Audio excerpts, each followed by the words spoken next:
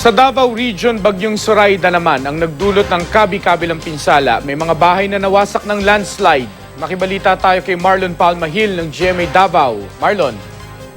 Mark, nagka-landslide sa bayan ng Mabini, Compostela Valley sa kasagsagan ng bagyong Zoraida kahapon na isa ng LPA.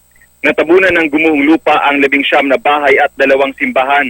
Wala namang nasugatan o namatay sa insidente. Nagsasagawa na ng clearing operation sa lugar. Namigay na rin ng relief goods para sa mga apektadong residente.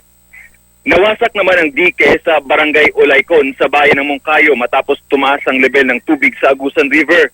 Ayon sa mga residente, pang-4 na beses nang nasira ang dikeng nagkakahalaga ng 19 na milyong piso dahil hindi matibay ang pagkakagawa. Hindi kinaya ng bakal at sementong pundasyon ng dike ang lakas ng agos ng tubig.